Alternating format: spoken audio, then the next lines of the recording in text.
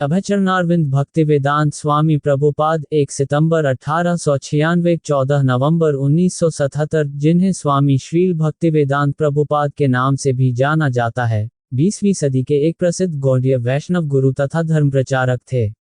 उन्होंने वेदांत, कृष्ण भक्ति और इससे संबंधित क्षेत्रों पर शुद्ध कृष्ण भक्ति के प्रवर्तक श्री ब्रह्म मध्व गौड़ीय संप्रदाय के पूर्वाचार्यों की टीकाओं के प्रचार प्रसार और कृष्ण भावना को पश्चिमी जगत में पहुंचाने का काम किया।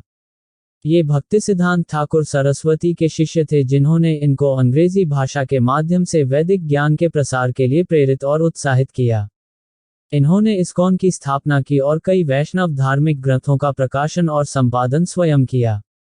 इनका पूर्वाश्रम नाम अभयचरण डे था और ये कलकत्ता में जन्मे थे।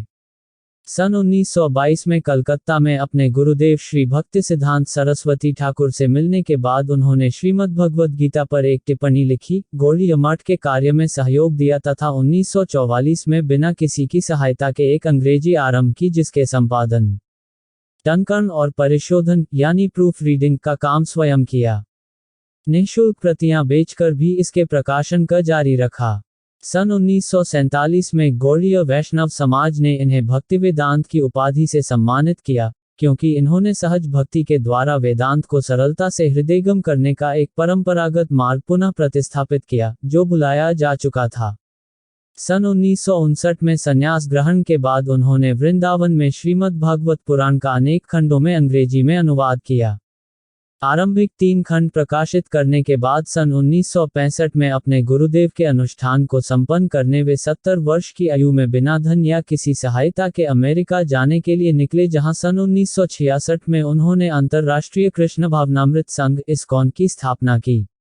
इस्कॉन की स्थापना सन 1959 में संन्यास ग्रहण के बाद भक्ति वेदांत स्वामी प्रभुपाद ने वृंदावन, मथुरा में श्रीमद् भागवत पुराण का अनेक खंडों में अंग्रेजी में अनुवाद किया। आरंभिक 3 खंड प्रकाशित करने के बाद सन 1965 में अपने गुरुदेव के अनुष्ठान को संपन्न करने अमेरिका को निकले। जब वे मालवाहक जलयान द्वारा पहली बार न्यूयॉर्क नगर में आए तो उनके पास एक पैसा भी नहीं था। अत्यंत कठिनाई भरे करीब 1 वर्ष के बाद जुलाई 1966 में उन्होंने अंतर्राष्ट्रीय कृष्ण भावनामृत संघ इस्कॉन की स्थापना की। सन 1968 में प्रयोग के तौर पर वर्जीनिया, अमेरिका की पहाड़ियों में नव वृंदावन की स्थापना की। 2000 एकड़ के इस समृद्ध कृषि क्षेत्र से प्रभावित होकर उनके शिष्यों ने अन्य जगहों पर भी ऐसे समुदायों की स्थापना की। 1972 में टेक्सास के डलास में गुरुकुल की स्थापना कर प्राथमिक और माध्यमिक शिक्षा की वैदिक प्रणाली का सूत्रपात किया। 14 नवंबर 1977 को कृष्ण बलराम मंदिर, वृंदावन धाम में अप्रकट होने के पूर्व तक श्रील प्रभुपाल ने अपने कुशल मार्ग निर्देशन के कारण इस्कॉन को विश्व भर में 100 से अधिक मंदिरों के रूप में विद्यालयों, मंदिरों, संस्थानों और कृषि समुदायों का वृहद संगठन बना दिया। उन्होंने अंतर्राष्ट्रीय कृष्ण भावनामृत संघ इस्कॉन की स्थापना कर संसार को कृष्ण भक्ति का अनुपम उपचार प्रदान किया।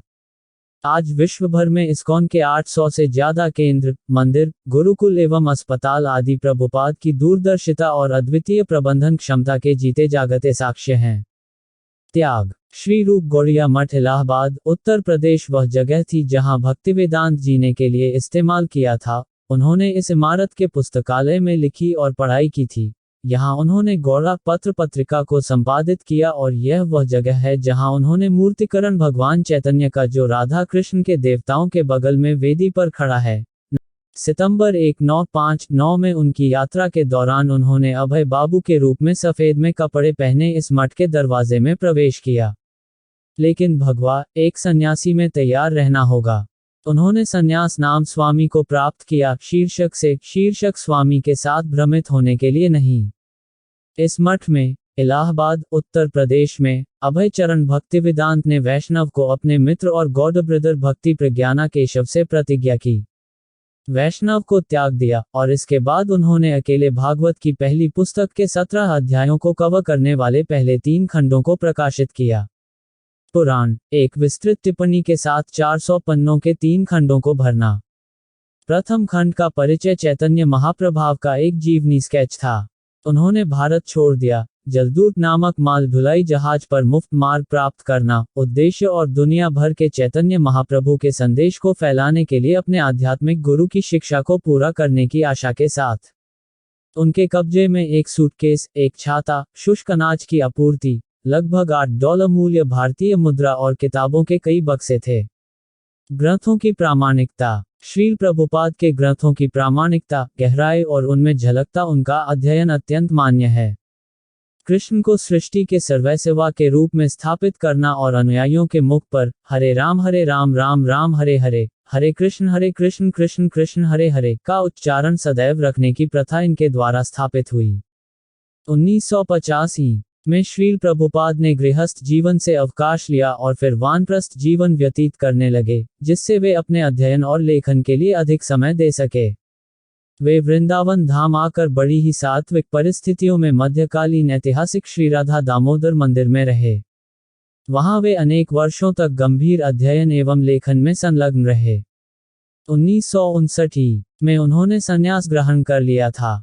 श्री राधा दामोदर मंदिर में श्रील प्रभुपाद ने अपने जीवन के सबसे श्रेष्ठ और महत्वपूर्ण ग्रंथ का आरंभ किया। यह ग्रंथ था 18,000 श्लोक संख्या के श्रीमद् भागवत पुराण का अनेक खंडों में अंग्रेजी में अनुवाद और व्याख्या। निधन। श्रील प्रभुपाद जी का निधन 14 नवंबर 1977 में प्रसिद्ध धार्मिक नगरी मथुरा के वृंदावन धाम में हुआ।